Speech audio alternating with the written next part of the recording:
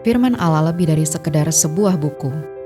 Firman itu memberikan makanan seperti sebuah roti dan bertumbuh di dalam kita seperti sebuah benih. Firman itu adalah terang bagi jalan kita pada hari yang paling gelap dan seperti cermin yang menunjukkan siapa diri kita sesungguhnya. Firman Allah adalah sebuah palu yang dapat menghancurkan hati yang sangat keras, sebuah pedang yang dapat memisahkan antara tulang dan sendi, antara roh dan jiwa. Dan firman itu adalah fondasi dari hidup yang tak tergoyahkan. Temukan dan tinggallah dalam kuasa dan keindahan firman Allah.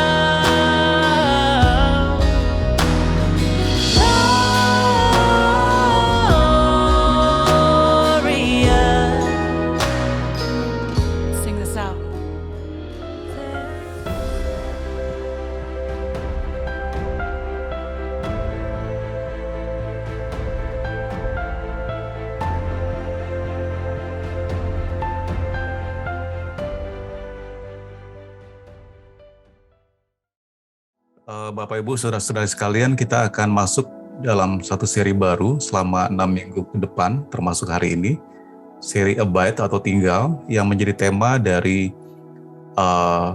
doa puasa yang kita akan lakukan sepanjang minggu ini. Seperti Bapak Ibu Saudara ketahui bahwa setiap awal tahun di keluarga Global Aviation, bukan hanya di Indonesia tapi juga di seluruh dunia, kita ada di 81 negara atau sekitar 82 negara. Kita punya satu tradisi kebiasaan bahwa setiap awal tahun kita memulai dengan berdoa berpuasa selama 5 hari. Jadi kita percaya bahwa waktu kita mendedikasikan hari-hari pertama setiap awal tahun baru, kita percaya bahwa Tuhan akan menyertai sepanjang tahun dan kita memisahkan diri kita merendahkan diri kita dengan berpuasa dan kita konsekrasi, artinya memisahkan diri kita sejenak untuk berdoa berpuasa bersama-sama, meminta perkenanan Tuhan sepanjang tahun 2022 ini, dan temanya adalah Abide atau tinggal di dalam kuasa dan keindahan firman Tuhan. Hari ini kita akan memulai seri khotbah yang dilakukan oleh Gereja Every Nation di seluruh dunia, dan ada saatnya Tuhan berbicara kepada Bapak Ibu Saudara-saudari atau secara individu kepada kita, tetapi ada saat-saat Tuhan berbicara kita sebagai suatu gereja. Dan tentu saja ada saat Tuhan berbicara juga untuk satu gerakan secara global, dan setiap tahun Tuhan memberikan arahan kepada para pemimpin kita sebagai keluarga gereja global, dan tema tahun ini adalah Abide. Abide artinya tinggal atau tetap. Terkadang hal yang paling berani yang membutuhkan tekad yang bisa kita lakukan adalah untuk tetap tinggal. Ya, ketika mungkin ada masalah, ada kesulitan, kita tetap tinggal untuk percaya kepada firman Tuhan bahwa masalah dan kesulitan itu akan berakhir. Nah, butuh keberanian dan tekad untuk terus bertahan, percaya kepada firman Tuhan, ya, agar apapun yang Bapak Ibu Saudara-saudari dan saya hadapi baik dalam pergumulan keluarga, baik dalam pergumulan pekerjaan kita, atau apapun yang kita hadapi, suatu kita memilih untuk tetap tinggal dan percaya kepada kuasa dan kebenaran firman Tuhan, itu tidak mudah memang. Kita perlu tekad, kita perlu keberanian.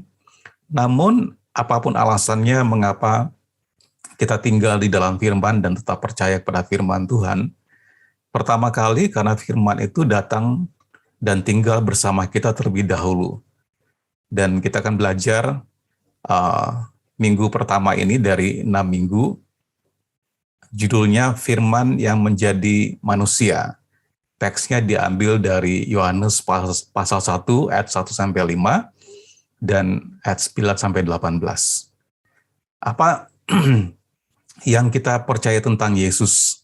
Ya, apa yang saudara percaya tentang Yesus? Tidak hanya penting bahwa kita percaya kepada Yesus, tetapi kita harus mengerti apa yang kita yakini tentang Dia. Nah, kita akan menanggapi Tuhan Yesus berdasarkan bagaimana kita memandang Dia.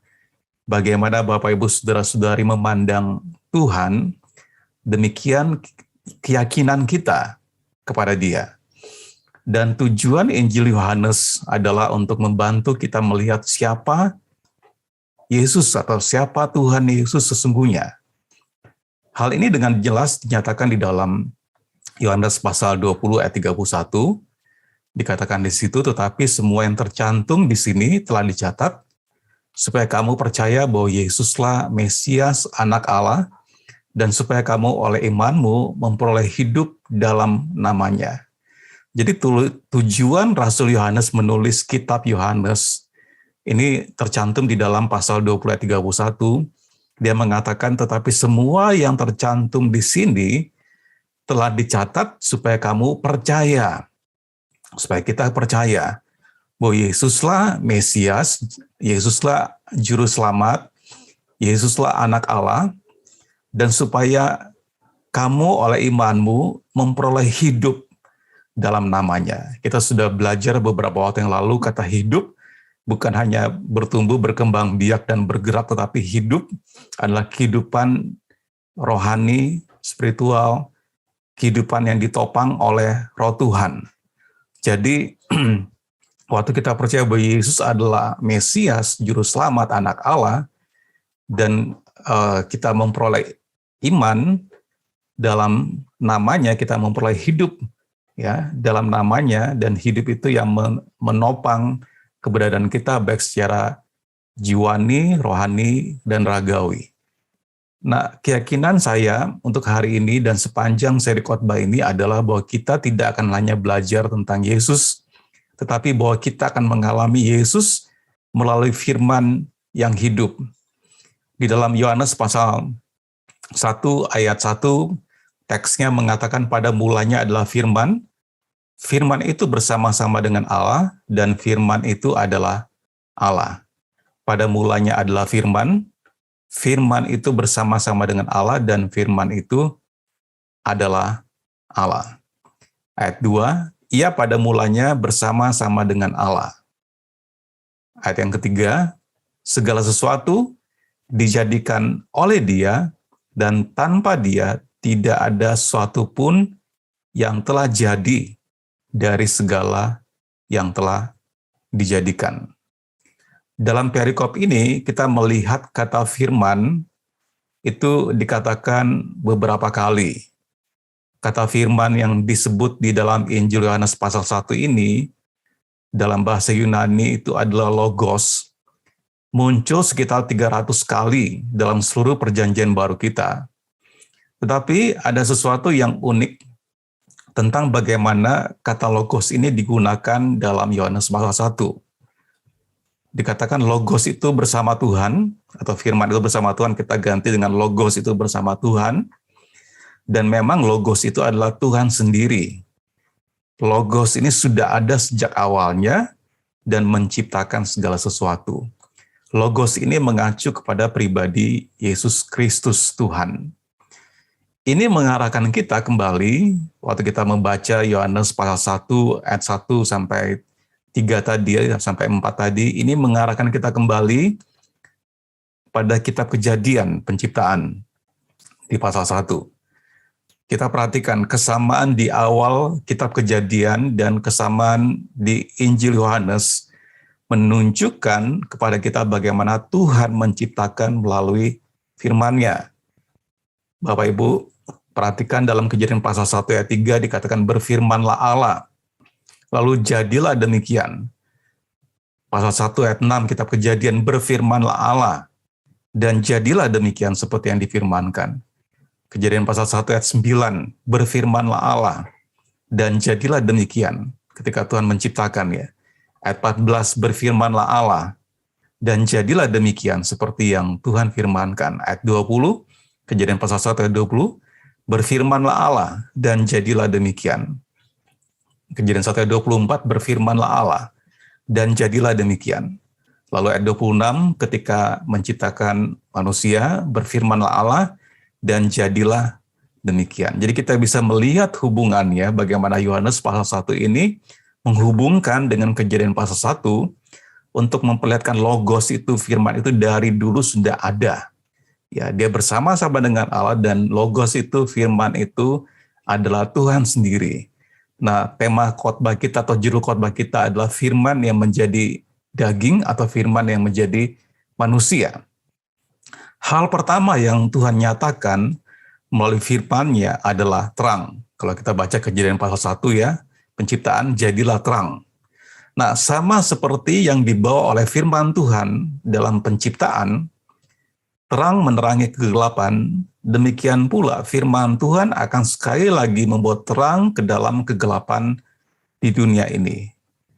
Terutama khususnya di tahun 2022 ini Bapak Ibu, kita tidak tahu apa yang akan terjadi sepanjang tahun 2022 ini. Kalau sebelum pandemi orang bisa memberikan prediksi atau merancang baik untuk perusahaan, ya baik untuk usaha, bisnis, dan sebagainya, itu bisa 5 tahun, 10 tahun ke depan. Tapi setelah pandemi, tidak ada satu orang pun yang bisa merancang ya jauh. Artinya skala 5 tahun, 10 tahun, paling banter jangka pendek rancangannya. Jadi demikian juga dalam keadaan dunia yang serba tidak pasti ini, dengan pandemi yang belum berakhir, kita percaya sekali lagi firman Tuhan yang adalah terang itu mampu membawa terang dalam kegelapan di dunia ini, mampu membawa terang dalam kehidupan kita semuanya dalam menghadapi tahun 2022 ini. Dan di dalam Yohanes pasal 1 ayat 4 dikatakan di dalam Dia, di dalam logos ini, di dalam firman ini, di dalam Tuhan ada hidup, dan hidup itu adalah terang manusia. Di dalam logos ini ada hidup, dan hidup itu kehidupan bukan hanya secara biologis, kehidupan bukan hanya sekedar dinamis atau bergerak, tapi kehidupan secara rohani, kehidupan yang ditopang oleh Roh Tuhan, kehidupan oleh Tuhan sendiri, itu adalah terang kita.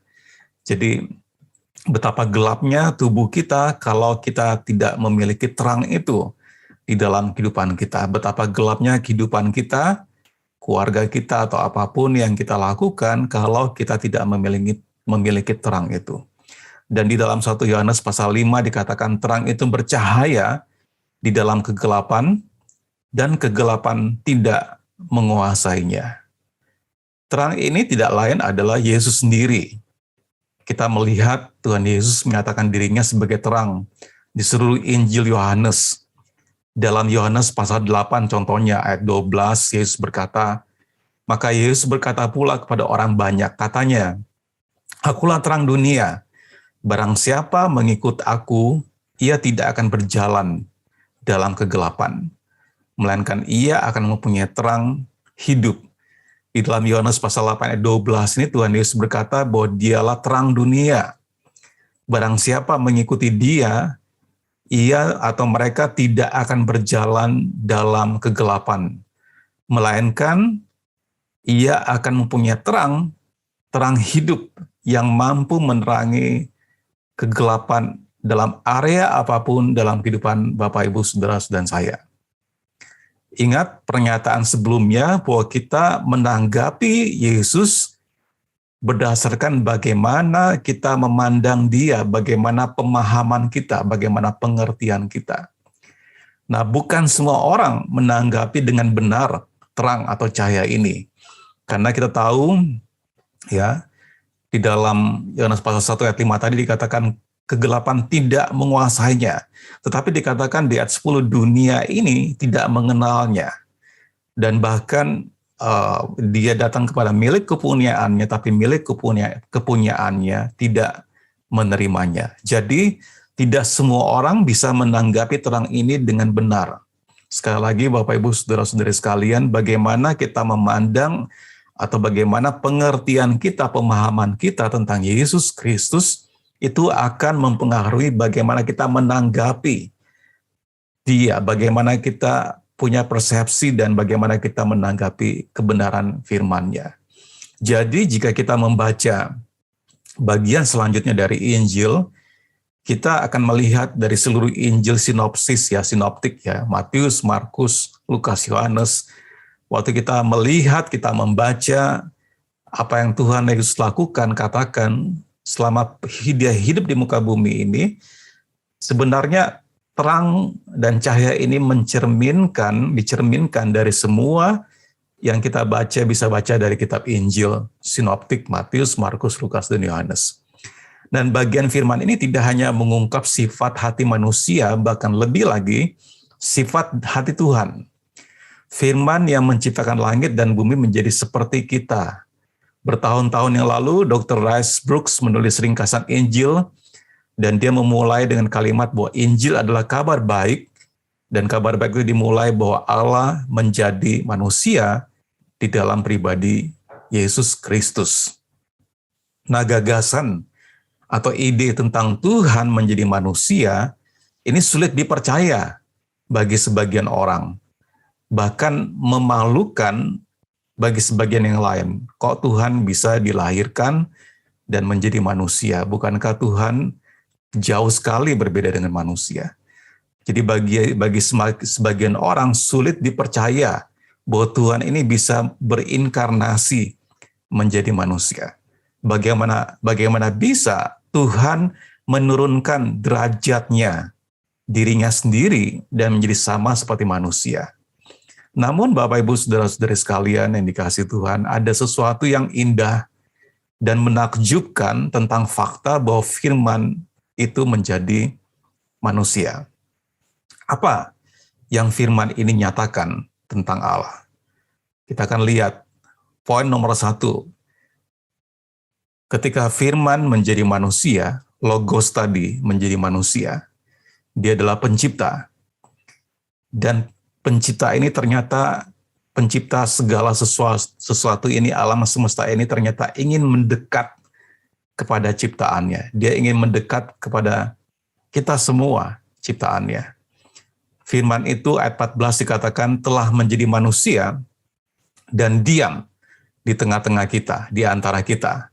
Dan kita telah melihat kemuliaannya, yaitu kemuliaan yang dia berikan kepadanya sebagai anak tunggal Bapa, penuh kasih karunia dan kebenaran. Jadi firman Logos ini adalah Tuhan sendiri yang menciptakan tadi di Kejadian pasal 1. Dia ingin dekat dengan ciptaannya. Kenapa dia menjadi manusia? Supaya dia bisa berdiam di tengah-tengah mereka. Dalam Yohanes pasal 1 ayat 14 dikatakan dia diam di antara kita. Dan karena dia diam di antara kita, dia pernah hidup di muka bumi ini, kita telah melihat kemuliaannya. Apa yang dia lakukan dalam Injil sinoptik tadi, kita bisa lihat bagaimana Tuhan menyatakan kemuliaannya, yaitu kemuliaan yang diberikan kepadanya sebagai anak tunggal Bapa penuh kasih karunia dan kebenaran. Penuh kasih karunia dan kebenaran. Ungkapan diam di antara kita, ayat 14 tadi, pasal 1 Yohanes, diam di antara kita diterjemahkan dari bahasa Yunani, askenosen, yang berarti mendirikan tenda atau berkemah. Ini menurut komentari Tyndale. Ini sebenarnya ketika Yohanes menulis pasal 1 ayat 14, bagaimana dia berdiam di antara kita atau berkemah, dalam bahasa Yunani-nya itu enkonesen atau artinya berkemah, mendirikan tenda. Ini mengacu kepada Keluaran pasal 40, waktu Musa mendirikan kemah suci. Ya, bagaimana Tuhan berdiam di tengah-tengah bangsa Israel waktu dalam perjalanan di padang gurun keluar dari Mesir, masuk ke tanah perjanjian. Tuhan berdiam bersama-sama mereka. Ini juga mengacu kepada kitab Wahyu pasal 21 ayat 3. Jadi di dalam kitab Wahyu pasal 21 ayat 3 dikatakan, lalu aku mendengar suara yang nyaring dari tahta itu berkata, lihatlah, kemah Allah ada di tengah-tengah manusia, dan ia akan diam bersama-sama dengan mereka. Mereka akan menjadi umatnya, dan ia menjadi Allah mereka. Jadi Allah yang berinkarnasi menjadi manusia, Logos atau firman yang menjadi manusia, dia adalah pencipta itu sendiri. Kebenaran yang pertama adalah dia mau dekat dengan kita, Bapak Ibu, saudara-saudari sekalian. Tidak ada yang lebih mudah untuk kita memahami sifat atau karakter tentang Tuhan dalam kekristenan, kecuali contoh seperti orang tua ingin dekat kepada anaknya. Ya, saya yakin tidak ada orang tua yang normal, yang wajar ingin jauh dari anaknya. Orang tua yang normal, Bapak Ibu Saudara yang punya anak dan yang akan punya anak atau yang akan berkeluarga nanti akan mengerti bahwa sebagai orang tua kita ingin selalu dekat dengan anak-anak kita. Nah, demikian juga kita memahami bahwa pencipta ini, Logos ini, Yesus sendiri, yang dia adalah firman Allah yang menjadi manusia. Kebenaran pertamanya, kenapa dia menjadi manusia? Karena dia ingin dekat dengan kita. Kebenaran kedua, kenapa firman ini menjadi manusia? Karena pencipta ini, Logos ini, terang ini, Yesus sendiri, segala sesuatu ingin dikenal oleh ciptaannya. Ia ingin ciptaannya mengenal dia. Di dalam Yohanes pasal 1 ayat 18 dikatakan tidak ada seorang pun yang pernah melihat Allah. Tetapi anak tunggal Allah yang ada di pangkuan Bapa, dialah yang menyatakannya. Tidak ada seorang pun yang pernah melihat Allah. Tetapi anak tunggal Allah yang ada di pangkuan Bapa, dialah yang menyatakannya. Jadi kalau kita melihat Yesus, kita melihat Bapa sebenarnya, kita melihat Allah. Kenyataannya adalah bahwa kita tidak mengenal Tuhan sebagaimana seharusnya. Tuhan rela merendahkan dirinya sendiri agar kita mengenalnya. Saat kita mempelajari kitab Yohanes, kita melihat Allah dinyatakan melalui kehidupan Yesus. Akhir kehidupan Yesus di bumi, dia dalam satu bagian di Injil ada percakapan dengan murid-muridnya yang menunjukkan hal ini, yang direkam dalam Yohanes pasal 14 ayat 8-9. Waktu itu Filipus bertanya kepada Tuhan Yesus, Tuhan, tunjukkan kepada kami Bapa, dan itu sudah cukup bagi kami.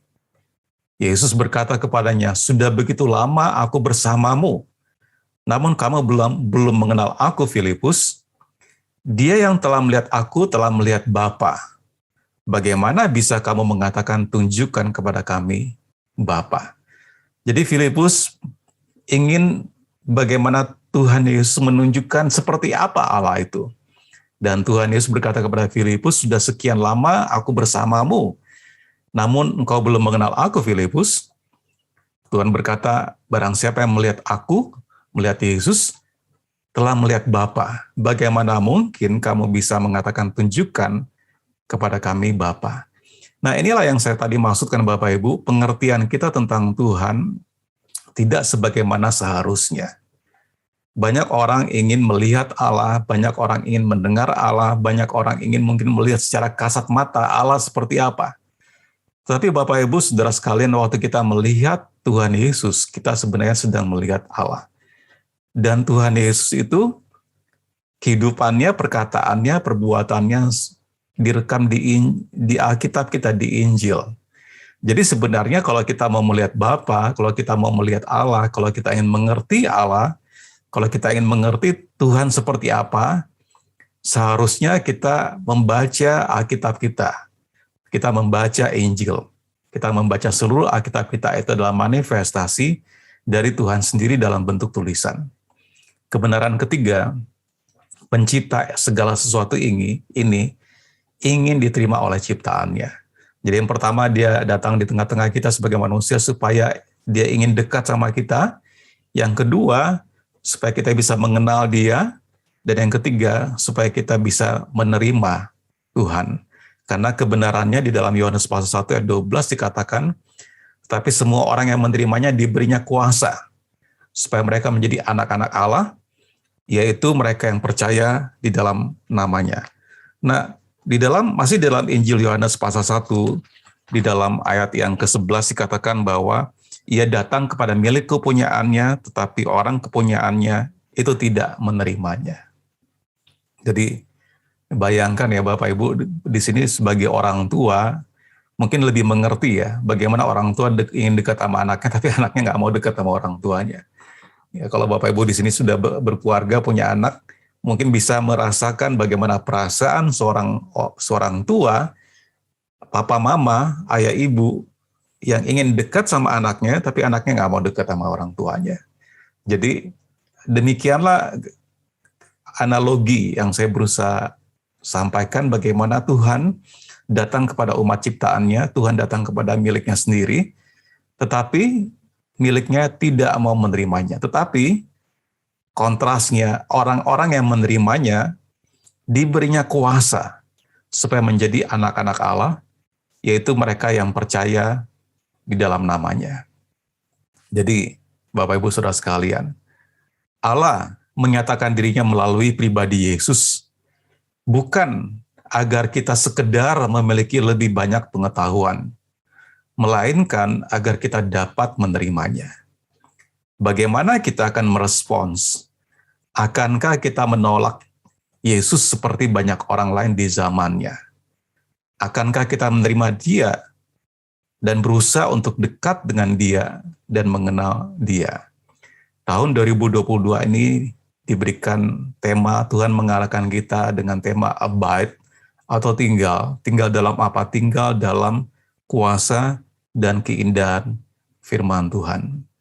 Tuhan mau Bapak Ibu Saudara dan saya, kita semuanya memiliki hubungan yang lebih dekat lagi, lebih intim lagi. Ingat, alasan kenapa Tuhan menjadi manusia supaya bisa tinggal bersama-sama mereka, berkemah bersama-sama mereka, mengacu kepada kitab Keluaran pasal 40 ketika Musa membangun kemah supaya Tuhan berdiam bersama-sama mereka, juga mengacu ke Wahyu pasal 21 bahwa Tuhan berkemah di antara bangsa-bangsa, di antara manusia. Alasannya Tuhan menjadi manusia ingin dekat sama kita. Pertanyaannya, mau nggak kita mendekat sama Tuhan? Pertanyaannya, maukah kita meluangkan waktu kita membaca firman Tuhan, merenungkan firman Tuhan, bersekutu bersama-sama orang percaya. Dan banyak hal lain yang kita bisa lakukan untuk kita mendekat kepada Tuhan. Bapak Ibu Saudara sekalian, di tengah-tengah kehidupan yang begitu sibuk, yang begitu kita ada dalam era postmodern, ada satu kata yang menjadi musuh dari kedekatan kita dengan Tuhan. Ada satu kata yang menjadi musuh kedekatan kita satu sama lain dalam persekutuan kita antara orang percaya. Ada satu musuh yang membuat ada satu kata yang menjadi musuh bagi kedekatan di antara dalam keluarga. Dan musuh itu namanya, satu kata itu kesibukan. Sibuk, ya. Kesibukan yang menghalangi hubungan kita dengan Tuhan. Kesibukan yang menghalangi kita bersekutu satu sama lain. Kesibukan yang menghalangi kita untuk dekat dengan keluarga satu sama lain. Kita bisa tinggal satu rumah, apalagi di era internet seperti ini, semua meskipun satu rumah bisa sibuk dengan sendiri-sendiri, dengan dunianya sendiri. Ya, Bapak Ibu saudara sekalian, ada satu kata yang menjadi musuh dari hubungan, yaitu kesibukan. Ini berbicara tentang waktu. Makanya waktu bukan lagi uang. Ya, kita pernah mendengar time is money. Sebenarnya Bapak Ibu Saudara sekalian, waktu bukan lagi uang. Kalau Bapak Ibu tetap percaya bahwa waktu adalah uang, Bapak Ibu hidup di masa lalu. Tetapi kebenarannya adalah waktu adalah kehidupan. Karena uang bisa dicari kalau hilang, kalau habis uang bisa dicari. Tapi waktu yang kita berikan, waktu yang kita spend, yang kita habiskan bersama dengan Tuhan, waktu kita membaca, merenungkan, mempelajari firman Tuhan, waktu kita berdoa, waktu yang kita spend, yang kita habiskan dengan saudara-saudara seiman dalam persekutuan, waktu yang kita habiskan waktu kita melayani orang lain, waktu kita berdoa, waktu bukan lagi uang, tapi waktu adalah kehidupan. Waktu kita memberikan waktu kita memberikan kehidupan kita. Karena waktu tidak bisa diputar balik, kita tidak bisa membeli waktu. Waktu begitu berjalan, tidak bisa ditebus. Ya, waktu kita membagikan hidup kita dengan Tuhan, kita sedang membagikan kehidupan kita dengan Tuhan. Waktu kita membagikan kehidupan kita dengan sesama saudara kita membagikan kehidupan kita bersama dengan saudara sesama kita. Jadi Bapak Ibu Saudara sekalian, mari di tahun 2022 ini, bagaimana kita bisa tinggal dalam keindahan dan kuasa firman Tuhan. Pertama sekali, tadi sudah dikatakan, firman itu harus tinggal terlebih dahulu di dalam diri kita. Dengan firman itu tinggal dalam diri kita, firman itu adalah terang, firman itu adalah logos, dan dia adalah pencipta, dia terang, dan dia Yesus sendiri. Dan ingat Bapak Ibu Saudara sekalian, kalau kita mau melihat Allah, kalau kita mau berjumpa dengan Tuhan, bacalah Alkitab saudara. Saudara akan ketemu dengan Tuhan. Tuhan yang selama hidup di muka bumi ini, apa yang dia katakan, apa yang dia lakukan, bagaimana kehidupan jemaat mula-mula, di kitab Perjanjian Baru, Roma, Korintus, Filipus, dan sebagainya, semua itu merefleksikan tentang Tuhan sendiri. Jadi, kalau kita mau tinggal di dalam Tuhan, terlebih dahulu kita harus firman Tuhan tinggal di dalam diri kita. Saya menyimpulkan dari minggu pertama seri khotbah Abad ini. Jika Anda ingin melihat Allah, maka lihatlah kehidupan Yesus yang bisa kita baca di seluruh Alkitab kita. Saya berdoa Bapak Ibu Saudara sekalian, kita betul-betul di tahun 2022 ini, kita akan melihat tahun di mana kita akan tinggal di dalam kuasa dan keindahan firman Tuhan.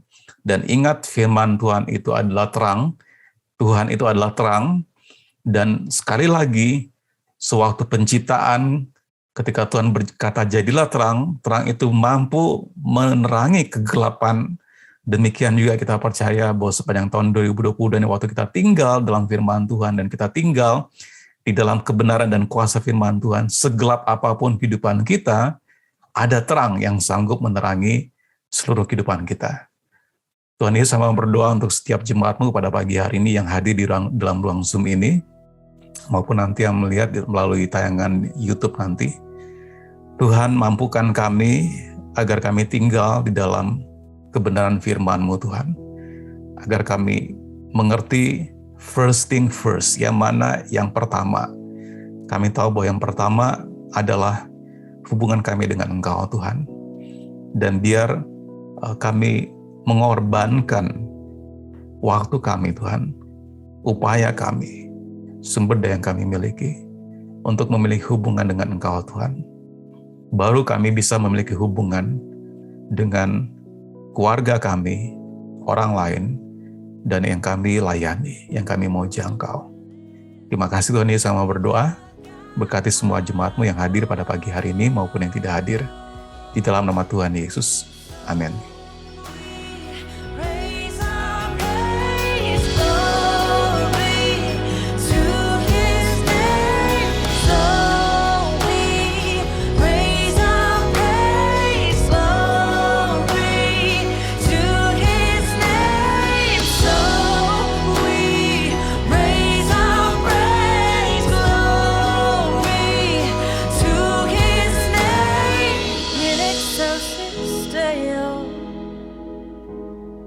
In excelsis Deo,